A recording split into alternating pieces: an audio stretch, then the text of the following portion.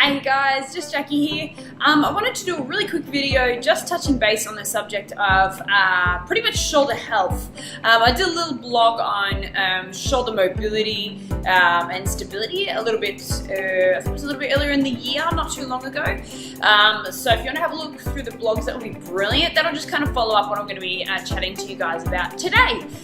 So first up, really to give you a little bit of a general idea of what the shoulder is all about. It's basically a ball and socket joint. So it allows for a huge range of motion. So as you guys see in CrossFit, we use our shoulders in all sorts of different angles within that big old range of motion that it has. So this is really great in the sense that we get to use it a lot, but also can go against us, and it's sort of a bit of a challenge in the sense that we also need to really look after them, because we do obviously use them quite a bit in CrossFit.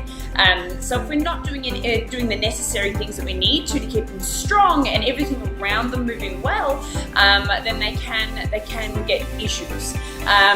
So first up, one of the first issues that I've come across is the poor mobility particularly through the pec and the upper back, or the thoracic, which is that kind of part in our back where it sways up and over. So if that area is quite stiff, and it often can come from our chest being stiff and being in sort of a desk bound or a seated position for a large majority of our day, that position can be pretty treacherous, especially if some come to the end of your day or first thing in the morning, and you're really quite tight from a full day of sitting down, and you go to chuck some weight overhead and that shoulder's in a shitty position, and it just takes one sort of bad day, one bad position, one shitty catch, and the shoulder can get a bit angry. So that's why it's super important that we spend a bit of time, and particularly for some of you guys that are slightly more tighter units, spending a bit more time mobilizing through the day. So some ideas to work on mobilizing those areas are... Cool guys, so as you'll see with the massage ball, you're going to just chuck it in there behind the shoulder blade, between you and the wall and next to your shoulder blade, doing a pass through. So you want to bring that arm up straight overhead and straight back down. Doing that about 10 times on each side. 2 times around should be plenty on that one. Cool. Alright, the next one that you'll do is a thoracic opener. So with this one, we're reaching our ball up and overhead, extending back over a wall ball. You can lift your bum up just a wee bit off the ground, or you can keep it down. Holding this there for roughly about 1 minute should be plenty enough on this movement.